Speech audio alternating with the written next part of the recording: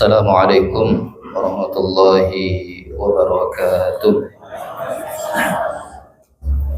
Alhamdulillah wassalatu wassalamu ala Rasulillah Sayyidina Muhammad bin Abdullah wa ala alihi wa sahbihi wa mawalah. Asyhadu an la ilaha illallah wahdahu la syarikalah wa asyhadu anna sayyidana Muhammadan abduhu wa rasuluhu la nabiyya ba'dah. Allahumma salli wa sallim ala sayyidina Muhammad wa ala ali sayyidina Muhammad. Subhanaka la ilma lana illa ma 'allamtana innaka antal alimul hakim. Rabbi shrah li sadri wa yassir li amri wahlul 'uqdatam min lisani yafqahu qawli. Rabbi zidna ilman warzuqna fahman bi rahmatika ya arhamar rahimin. Amma ba'du.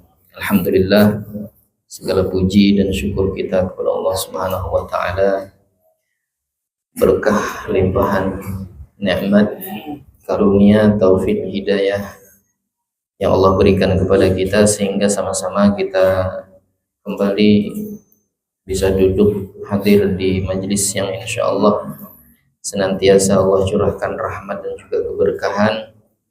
Mudah-mudahan kita yang hadir duduk di majelis ini dengan niat untuk menuntut ilmunya Allah, diberikan senantiasa kemudahan di dalam urusan dunia akhirat kita, dan mudah-mudahan Allah senantiasa beri kita semua kesehatan, panjangkan umur dalam ketaatan, dan selalu istiqamah di dalam kebaikan sampai akhir hayat kita sehingga diwafatkan husnul khatimah. Amin. Kita mulai kajian kita, mari sama-sama kita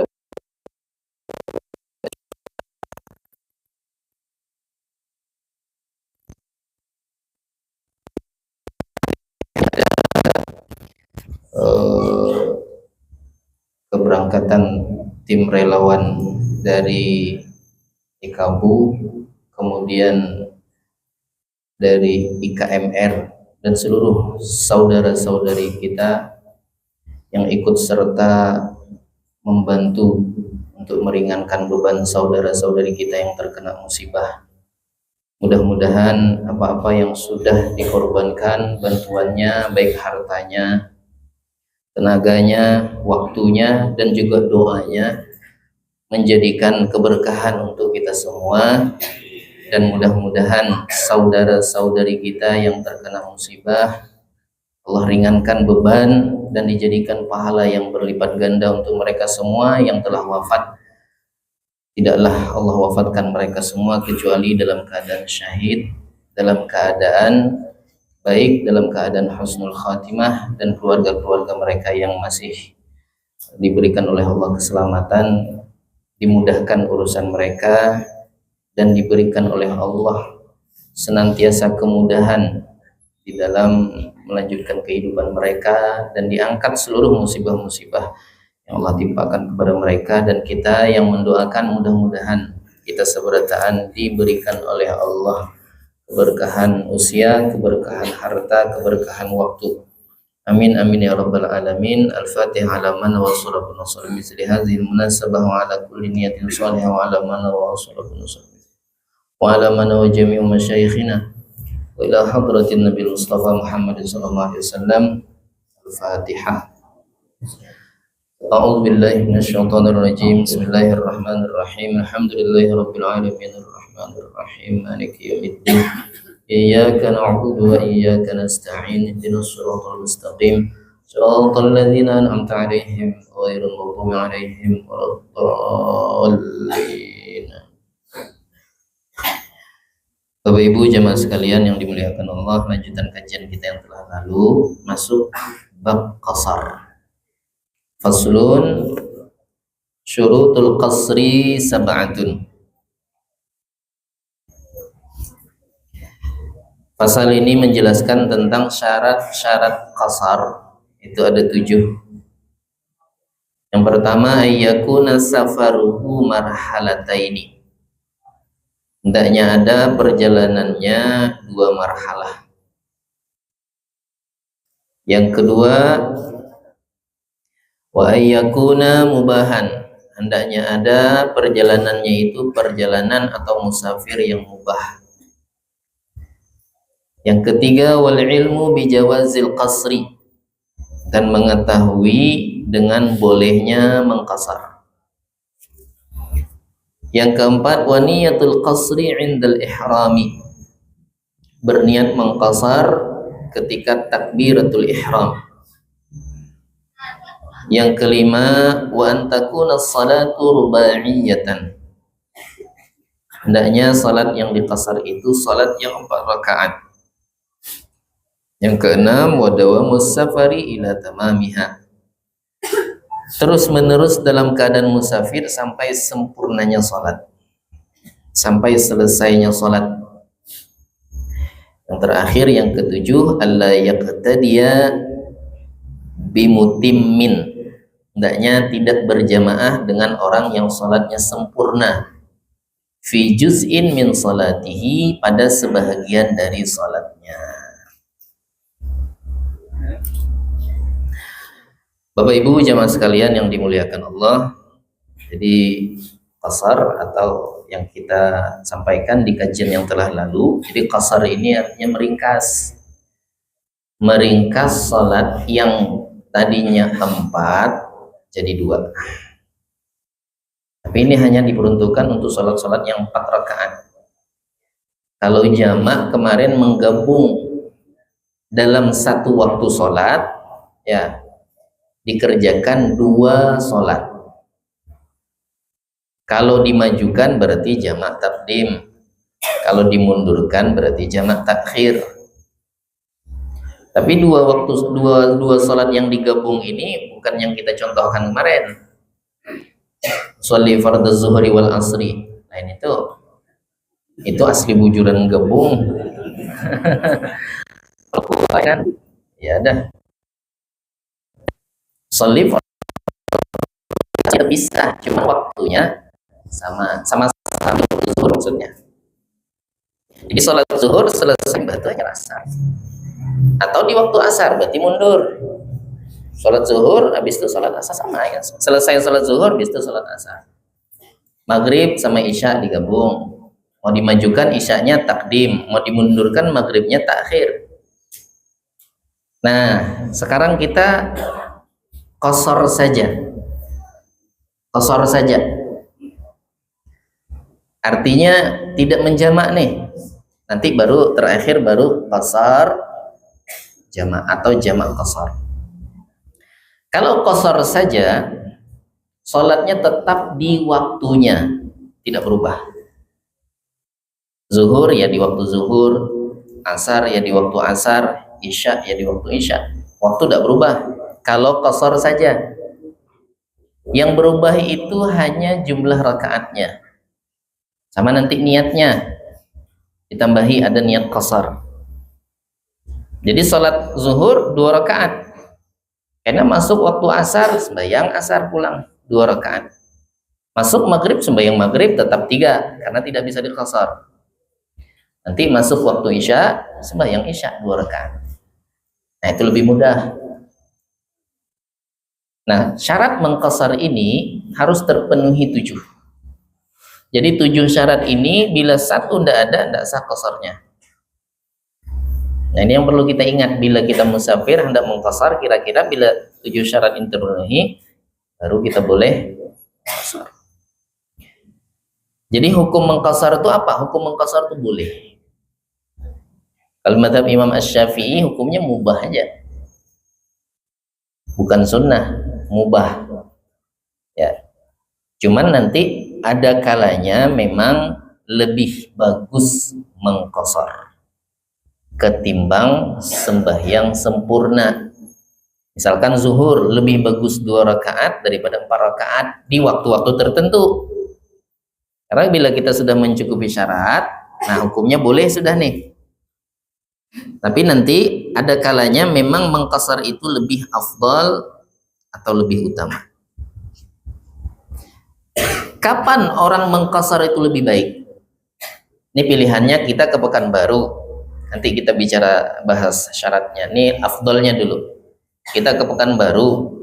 Ya, kalau untuk perjalanan udah cukup sudah.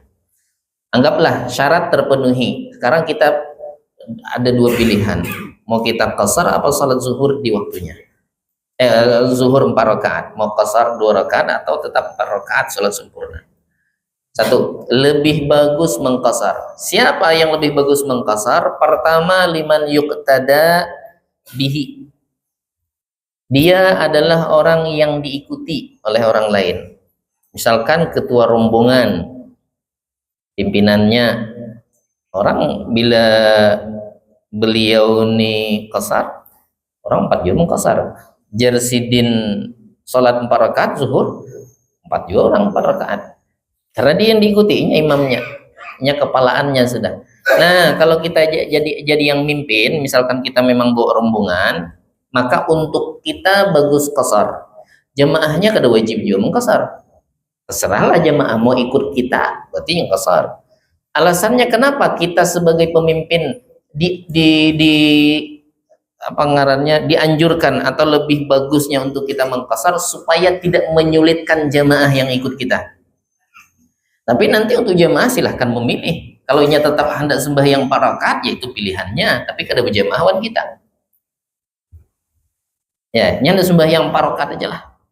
Ulun kada hendak mengqasar aja, hendak 4 rakaat aja. Ya udah, ada masalah.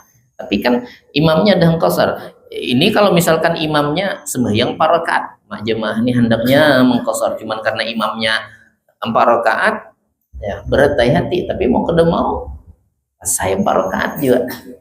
Ya. Tapi kalau misalkan imamnya dah mengqasar, nah itu tergantung jamaahnya aja lagi. Jadi yang pertama, afdal mengqasar bagi orang yang diikuti. Yang kedua, di diri kita masing-masing ini ada ketidaksukaan mengqasar. Kada ketujuh kita mengqasar. Ulun dari hati kita nih, bukan pandir aja, dalam hati kita.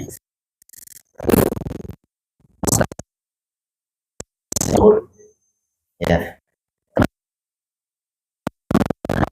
zuhur 2 rakaat dan hendaknya ya bila ada rasa ketidaksukaan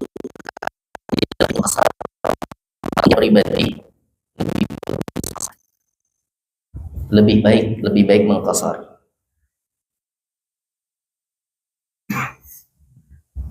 Itu bagi orang yang punya rasa di dalam hatinya, ada rasa ketidaksukaan untuk mengqasar.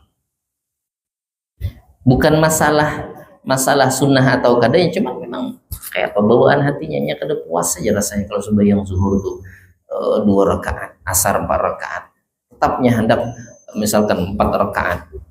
Nah, untuknya di saat itu lebih afdal mengqasar. Yang ketiga, ada orang yang meragukan, ya juga kah bolehnya. Memang suan dengar guru bahari nyampaikan ya.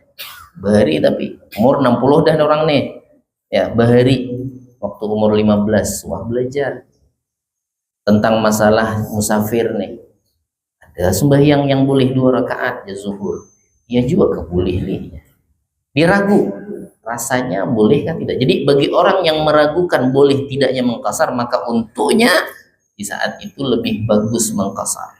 Timbul yakinnya ya, oh ternyata syariat memang ya memberikan keringanan ya.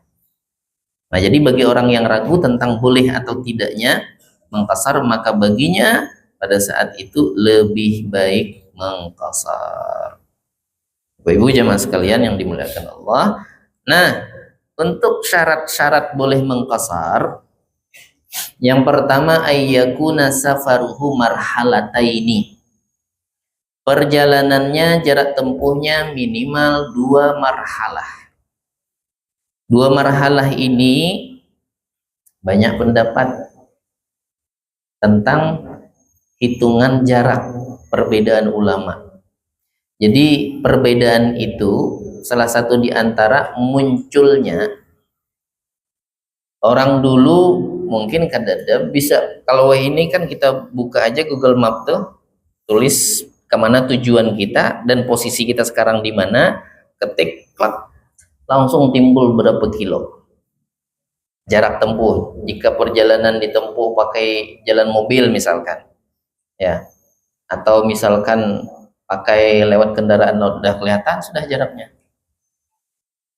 Jadi orang dulu, ya, marhalah itu perjalanan, dihitungnya lewat perjalanan kendaraan unta. Unta itu kalau berjalan bawa beban, ya, misalkan bawa barang-barang bawaan, kemudian di situ ada orang juga, ya. Satu hari perjalanan itu kalau naik unta disebutnya satu marhalah.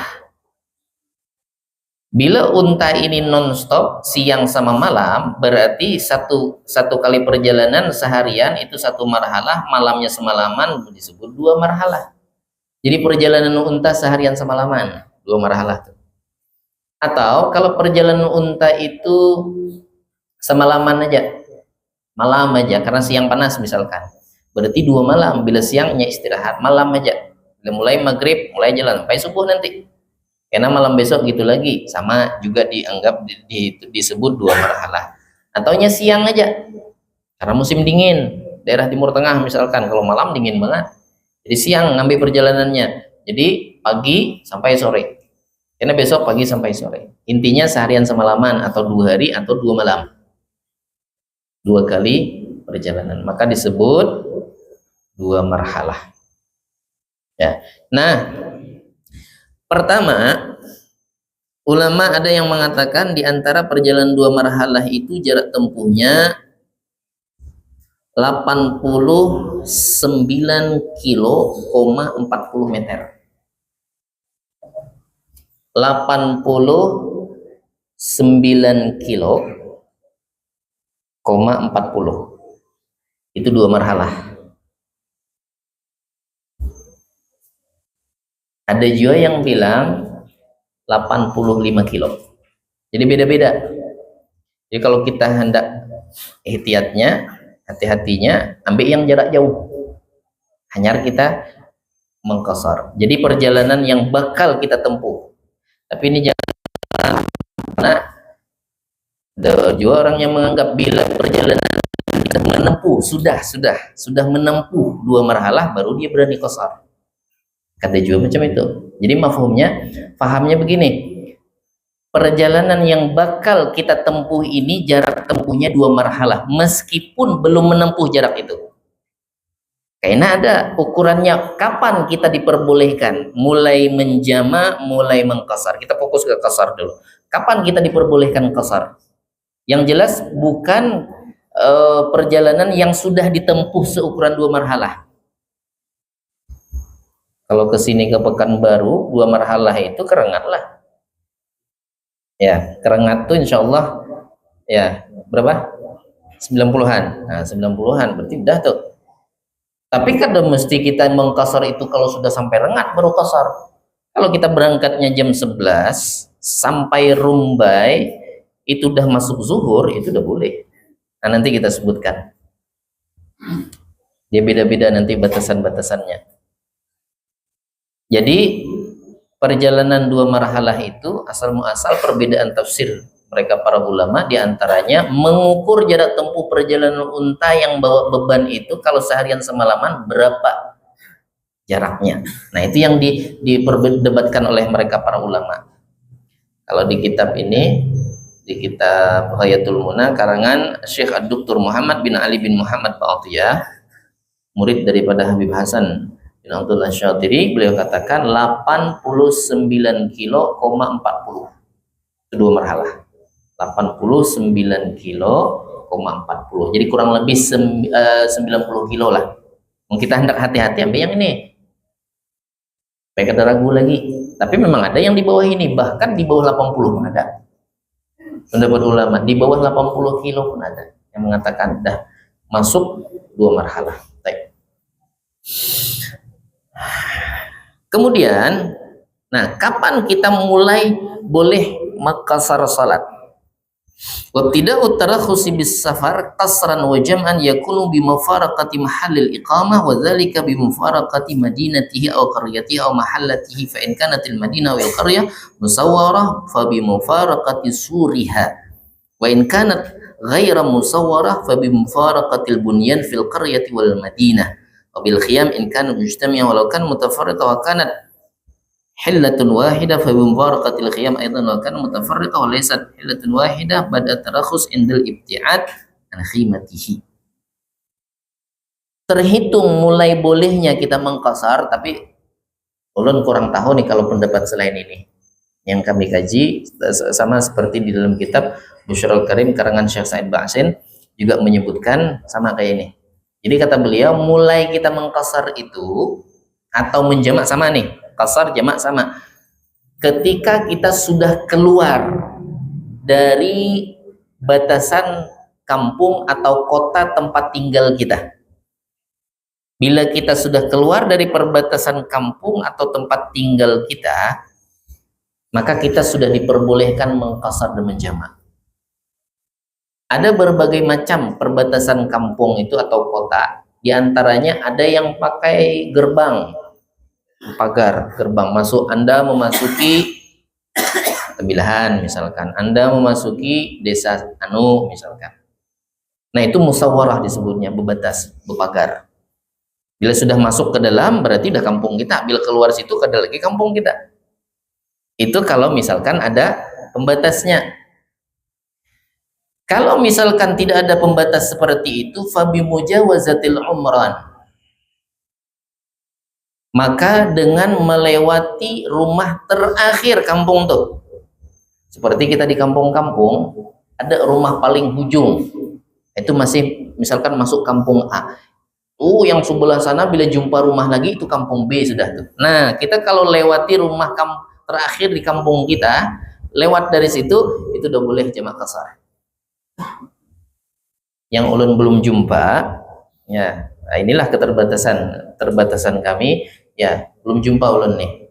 Hendak tulak ke Pekanbaru, tapi kita qasarnya misalkan di surau atau masjid samping rumah kita. Nah, ini ulun belum jumpa. Apakah ada pendapatnya? Wallahu a'lam. Tapi yang kami jumpa ini, ya. Jadi pendapat yang di kitab ini, dan ini kitab mazhabnya Imam Syafi'i. Ya. Bukan ulun menyatakan tidak boleh, jangan babar kada boleh, baik. Anu aja guru anu tuh kada bolehnya aja. Nah, itu salah buah kabar berarti. Ya. Saya tidak katakan tidak boleh, tapi saya tidak jumpa karena keterbatasan kita.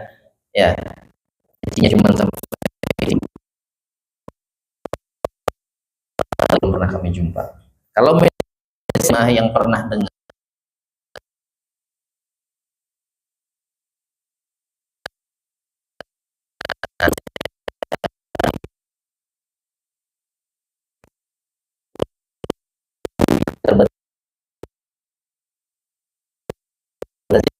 jadi yang di sini disebutkan bila kita sudah melewati batasan kampung.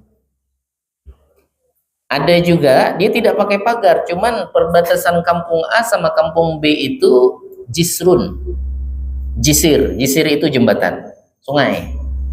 Kan ada ini kampung Parit 1, kampung jembatan ini dah kampung orang Parit 2, Parit 3 dan seterusnya.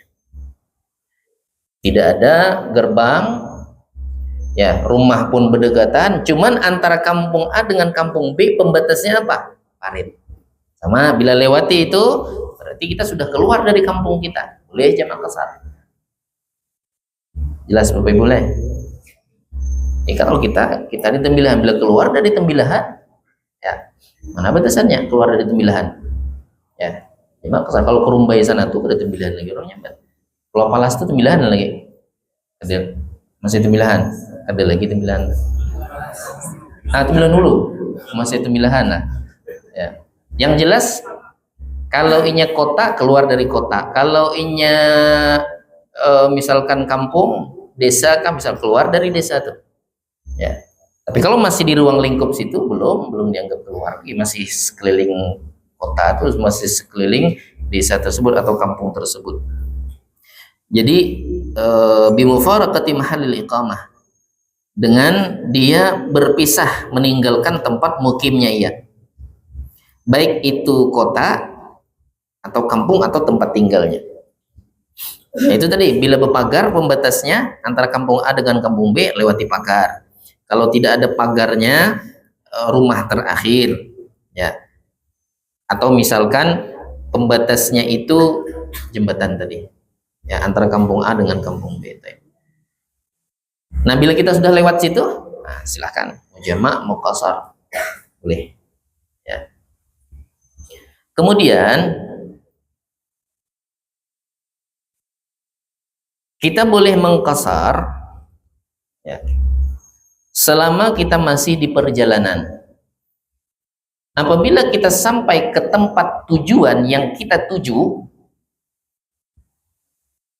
misalkan tujuan kita kemana? Ke Pekanbaru.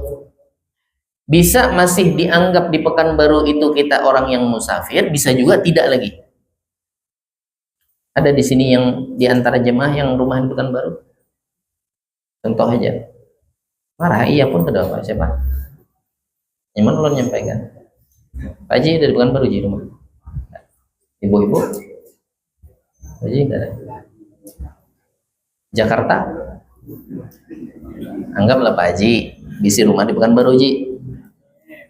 Ada Ji. Pak Haji ada rumah di Pekanbaru. Jadi kadang Pak Haji di sini, kadang Pak Haji di sana. Ya, cuman jarang di sana, sesekali aja pas lagi waktu-waktu tertentu ke Pekanbaru. Nih, kalau kita misalkan ya hendak musafir atau bukan punya rumah, cuman ada sering berurusan ke Pekanbaru. Kalau kita ya sampai ke tempat yang kita tuju, yang bakal kita bermukim di tempat itu lebih dari 4 hari, ulun ke Pekanbaru, berapa lama ke Pekanbaru Ji? Seminggu lah. Sampai ke Pekanbaru, masuk batasan kota, masuk ke Pekanbaru, itu bukan musafir lagi hukumnya. Bila sudah diniatkan bakal bermukim di Pekanbaru lebih dari 4 hari. 4 hari itu tidak termasuk perjalanan datang sama pulang. Jadi berdiam di Pekanbarunya 4 hari. Berniat sudah nih, seminggu misalkan. Bila sudah masuk Pekanbaru, ada selesai. Kada lagi musafir tuh, bis dah waktunya. Jadi selama perjalanan aja dari Temilahan ke Pekanbaru. Ya, jadi mau hendak jamak qasar belum sembahyang asar misalkan. Nah, sebelum masuk Pekanbaru misalkan di Pelalawan kah itu masih boleh. Tapi kalau udah masuk Pekanbaru karena niat mukim di situ lebih dari 4 hari. Sudah diniatkan. Amun inya kada berniat, kemana Ji? Ke Pekanbaru. Berapa hari? Tahu amlih. Ini dalam hati dada juga hendak 4 hari, pokoknya senyamannya aja. Sampai ke Pekanbaru hari pertama jamak qasar boleh. Hari kedua boleh, hari keempat terakhir. Sudah hari masuk hari kelima jatah karena bukan lagi orang yang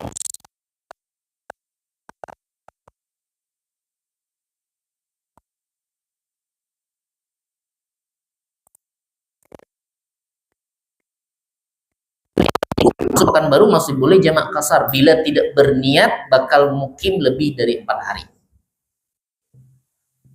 atau 4 hari minimal. Jelas tadi yang 2 berniat sama tidak berniat. Sekarang ada orang punya urusan, ada yang tahu urusannya itu bakal selesai kapan, ada yang tidak tahu. Nah ini beda nih. Kalau ada orang yang tahu punya urusan di Pekanbaru itu 5 hari, tahunya nih bakal punya urusan 5 hari, terus sampai Pekanbaru ya, maka bila diniatkan nya tahu dah nih berapa hari, 5 hari lah. Sama tadi kayak tadi berniat berarti mungkin lebih lagi dari 4 hari. Tapi kalau ada orang ke Pekanbaru urusannya itu kada tahu bila selesainya, Kemungkinan di setiap hari itu selesai. Pokoknya bila jumpa bos selesai untuk perusahaan. Minta coretkan aja sedikit di anunya tuh, materainya. Serat coret selesai dah. Cair barang. Ya. Banyunya cair. Tapi nya kada tahu kapan bakal bisa jumpa. Sehari ditunggu kada jumpa. Besok tunggu lagi kada jumpa juga. Besok ditunggu. Ini jamak terus nih, jamak kasar dah. Hari ketiga belum juga. Kah kemungkinan besok nih. Hari keempat belum juga. Boleh lah masih jamak, masih boleh. Hari kelima kemungkinan selesai nih. Masih jamak kasar boleh. Hari kelima dah. Boleh. Hari keenam kemungkinan selesai. Tapi enggak juga. Masih jamak kasar. Terus sampai 18 hari. Nah, itu beda tuh kalau urusan yang dia tidak tahu tapi kemungkinan setiap waktu bakal selesai. Tapi kalau inya sudah tahu 5 hari selesai, munnya kada berniat mukim 4 hari aja jamak kasarnya. Ulun ulangi lagi. Kayaknya kalau rasa-rasa ulun lebih bisa agak merangut lah. Ya. Ulun ulangi lagi. Ini kita punya urusan di Pekanbaru. Kita tahu urusan kita 5 hari baru selesai. Itu kalau tidak niat mukim 4 hari aja batasnya jamak kasar. Tapi jangan niat mukim. Kalau niat mukim kan kita tahu tadi urusan kita 5 hari baru selesai. Kalau niat mukim sampai Pekanbaru sudah tidak ada lagi jamak kasar. Nah sekarang ada orang punya urusan, dia tidak tahu kapan selesainya, tapi kemungkinan setiap hari itu bakal selesai. Itulah kalau ketemu bos tadi selesai urusan. Cuman kada tahu nih jumpanya nih hari keberapa, jadi nunggu aja. Hari pertama, ada juga. Hari kedua belum juga. Hari ketiga belum juga ketemu. Nah ini batasnya sampai 18 hari. Itu jamak kasar terus tuh hari-hari. Ya tapi jangan kenyamanan kayak itu terus sembahyang sampai ke boleh ke 9 hari. Ya. Udah ketagihan jamak kasar. Nah, jadi sampai 18 hari. Bila urusannya tidak selesai-selesai dan kemungkinan setiap hari ada kemungkinan selesai. Beda pala antara yang pertama tadi. Kalau pertama udah tahu nih 5 hari. Misalkan ada anak kita yang kuliah atau adik atau abang kita kuliah berapa hari misalkan 5 hari nih insyaallah. Udah berarti 5 hari. Bila 4 hari berlalu hari kelima udah sholatnya biasa, ada boleh lagi jamak kasar. Dengan catatan tadi tidak ada niat mukim. Tapi kalau yang setiap hari kemungkinan setiap hari ada, setiap hari bisa selesai urusannya. Nah ini nunggunya sampai 18. Insyaallah jelas Bapak Ibu. Ada yang mau ditanya masalah ini sebelum kita lanjut? Mudah-mudahan kita paham semuanya. Ya. Nah, jadi itu perbedaannya tadi antara niat mukim sama tidak. Jadi syarat yang pertama, perjalanan yang kita tempuh 2 marhalah dan menjamak qasar ini tidak mesti sudah melalui perjalanan yang ditempuh udah 2 marhalah. Belum sampai 2 marhalah pun kita tinggalnya rumah kita pas di samping pembatas kampung. Intang gerbang kita bulah rumah. Ya. Rumah kita berdahulu hanya orang bulah gerbang. Jadi rumah kita memang terakhir. 2-3 langkah sudah keluar, sudah kampung B, sudah lagi jamak kasar. Ya, mundurkan mobil sedikit kan? Ya, jamak kasar dulu aja berangkat. Ya sudah keluar sudah. Yang penting sudah keluar dan tujuannya memang musafir. Tujuan intinya itu tujuannya, bukan jarak tempuh baru boleh mengkasar. Tujuannya 2 marhalah dulu. Kalau perjalanan kurang dari 2 marhalah kada boleh. Ke Rumbai misalkan kada boleh. Karena belum cukup syaratnya. Jadi itu syarat yang pertama. Nanti berakhir jamak qasar kita disebutnya rukhsah atau keringanan di dalam syarat.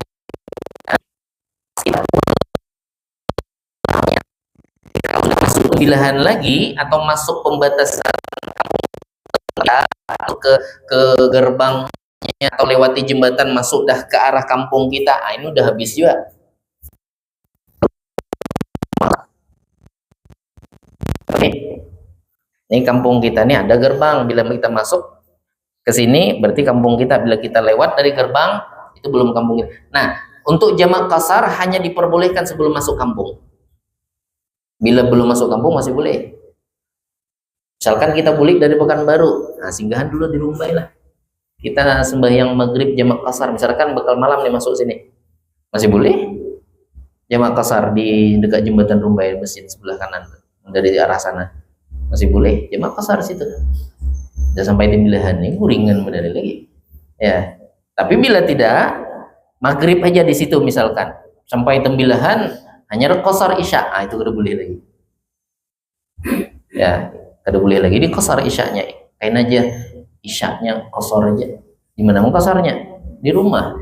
Itu tidak boleh lagi. Karena kita udah habis dah masa musafirnya udah selesai. Karena udah masuk kampung lagi.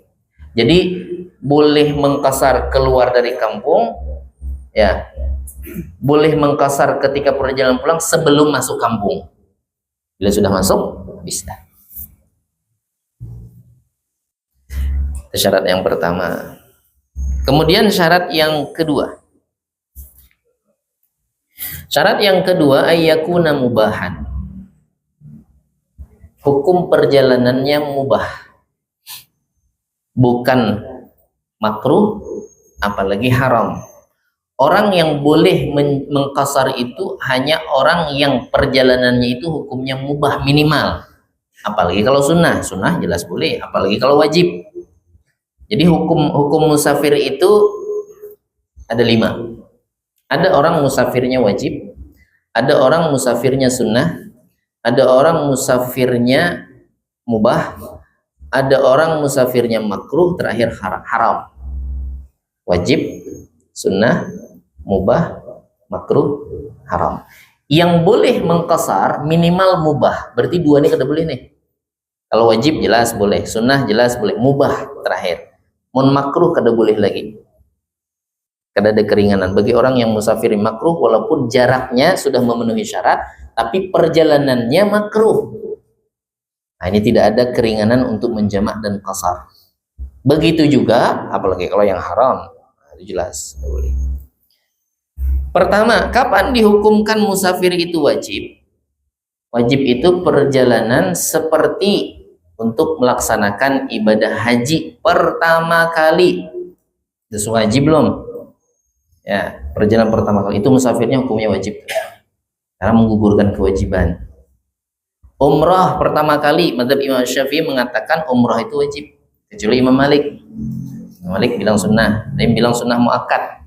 Ya, sebagian ulama di mazhab Imam Syafi'i mengatakan sunnah muakkad, tapi pendapat yang kuat di dalam mazhab Imam Syafi'i wajib, seperti yang disebutkan oleh Syekh Ibn Ruslan di dalam kitab Zubat, al-hajju wa kadzakal umrah lam yajiba fil umri ghaira marrah. Haji bersamaan dengan umrah, artinya haji dan umrah tidak wajib seumur hidup kecuali sekali. Nandakan haji wajib, umrah wajib.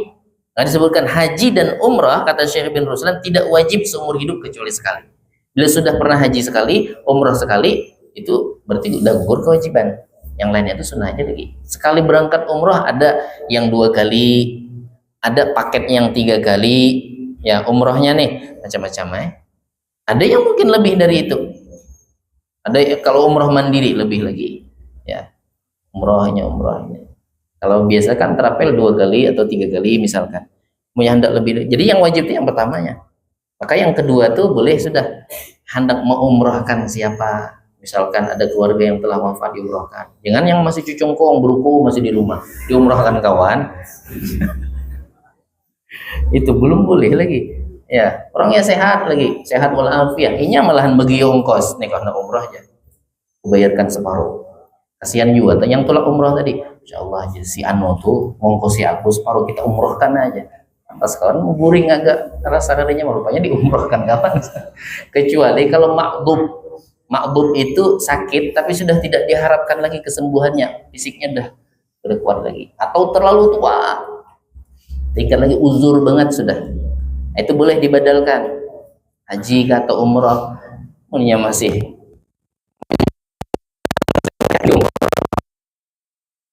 ya, itu boleh dibadalkan.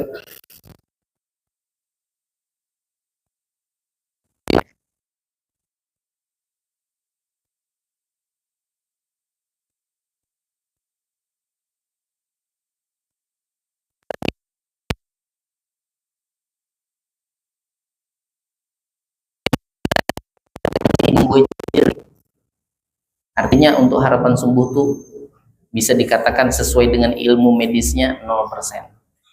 Ya, takdirnya aja lagi umur panjang atau kadanya dah harapan lagi. Yang model macam itu dah boleh dibadalkan.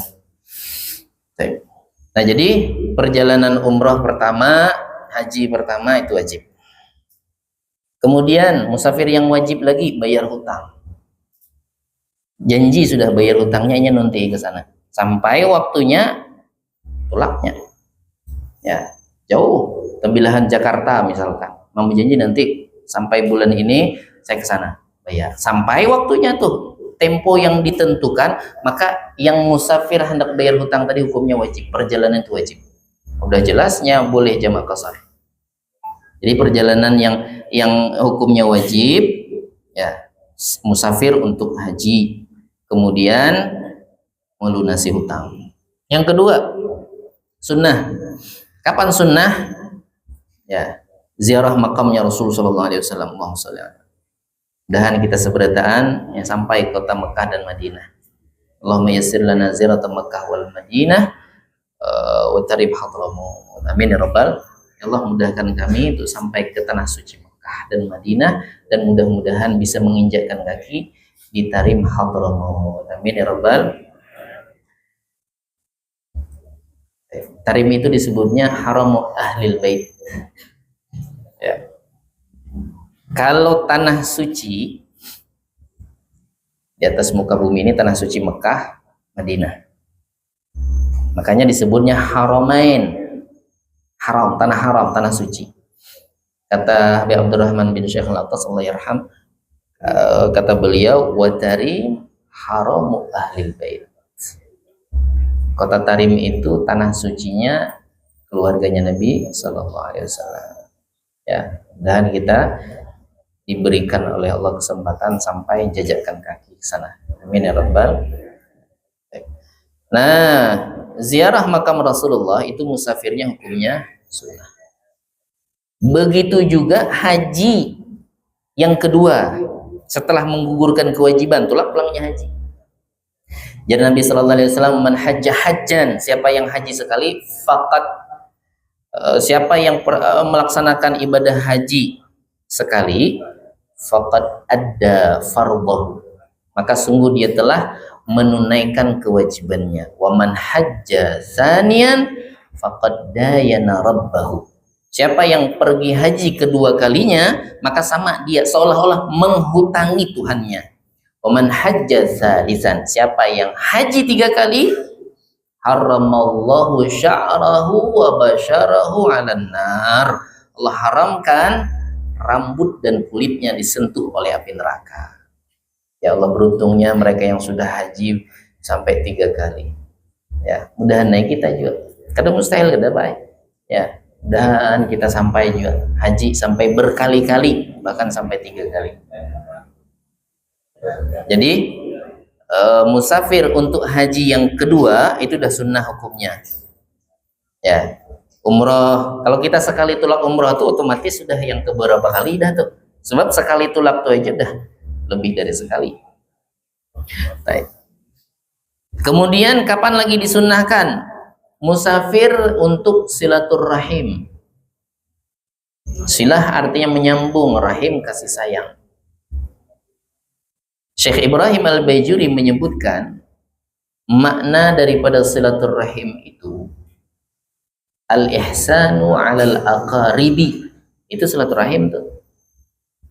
Kalau kita tulak menemui kerabat kita niatnya untuk berbuat baik, nah itu yang disebut silaturrahim. Berbuat baik kepada kerabat namanya silaturahmi.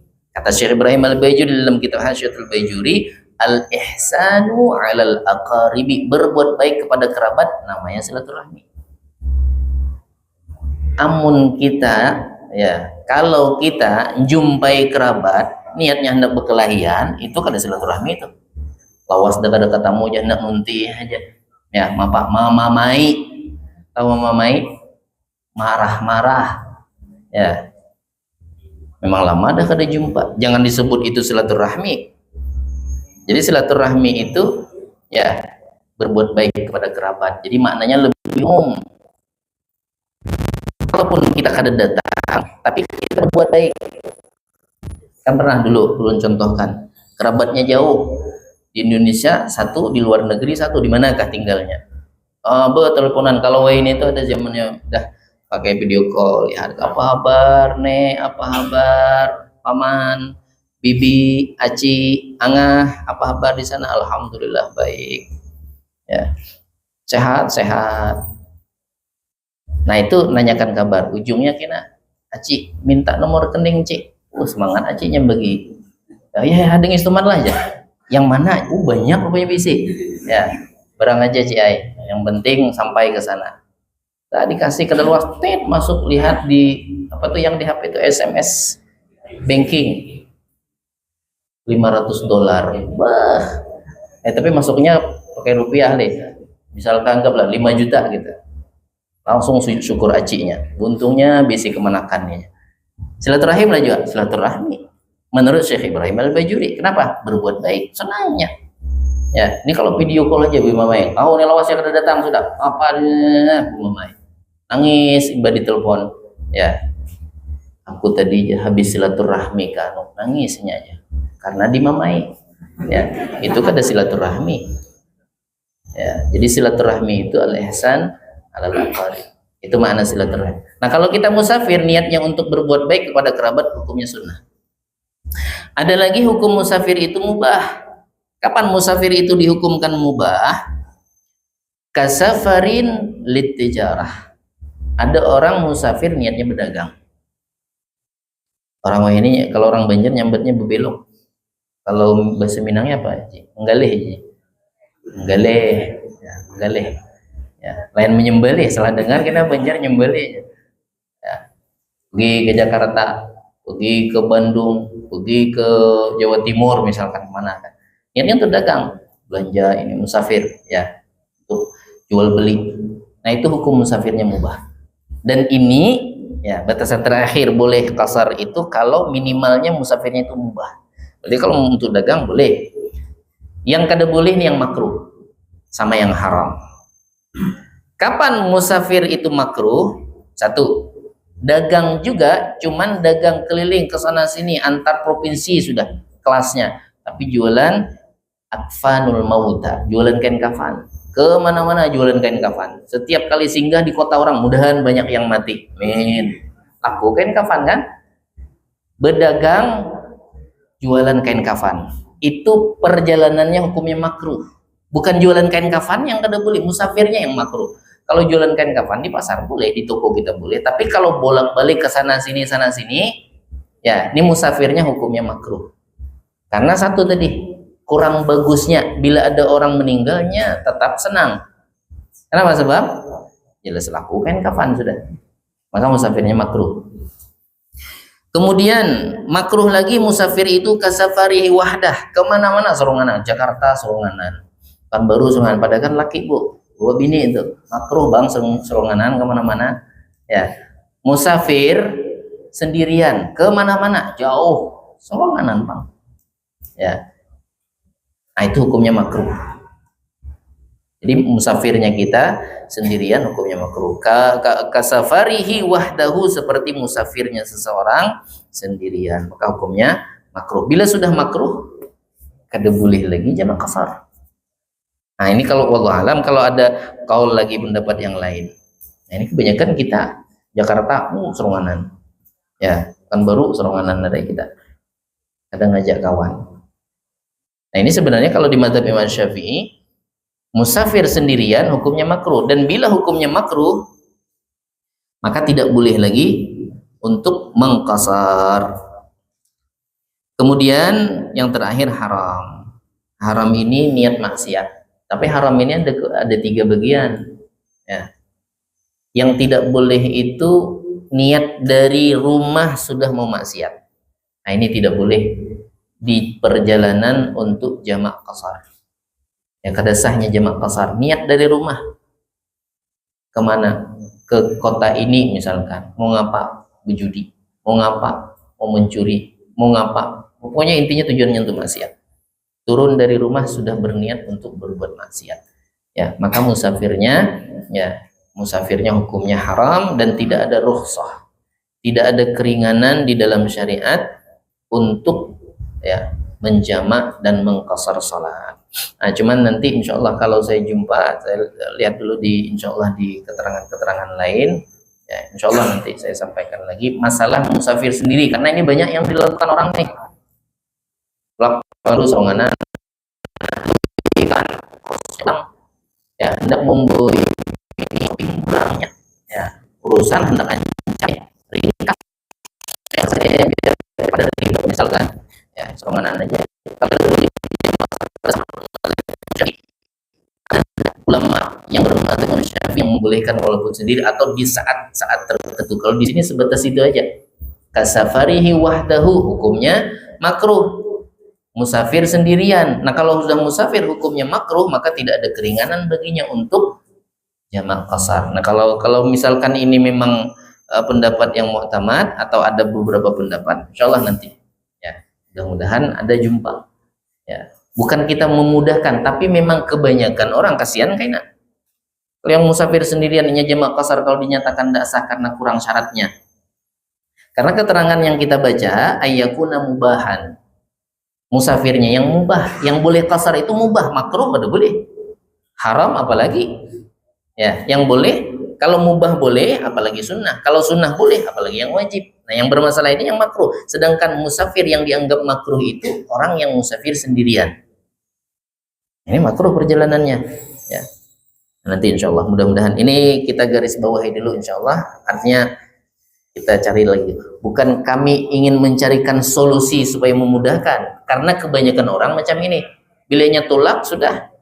Yang diperhatikan itu cuma jarak tempuh aja. Bila jarak tempuh 2 marhalah, dah lagi jamak qasar sudahnya di perjalanan. Nah, syarat yang lain, nah ini termasuk salah satunya. Perjalanannya mubah minimal. Bila sudah makruh, karena termasuk yang diperbolehkan lagi atau yang dinyatakan boleh mengqasar ataupun menjamak. Jemaah sekalian yang dimuliakan Allah, nah, untuk niat qasarnya nanti insyaallah ini ada nanti syarat yang keempat. Jadi sekalian sampai pembahasan niatnya baru kita tuliskan insyaallah. Mudah-mudahan kita seberataan senantiasa Allah berikan kemudahan di dalam menuntut ilmunya, dan mudah-mudahan apa yang kami sampaikan tadi menjadi manfaat, ilmu yang manfaat untuk kita semua, dan kita mohon dan meminta kepada Allah mudah-mudahan kita seberataan diberikan kesehatan senantiasa oleh Allah, dipanjangkan umur dalam ketaatan, diberkahi umur kita, diberkahi keluarga kita, diberkahi harta yang Allah titipkan kepada kita, dan mudah-mudahan kita seberataan wafat dalam keadaan syahid, dalam keadaan husnul khatimah, dalam keadaan menuntut ilmunya.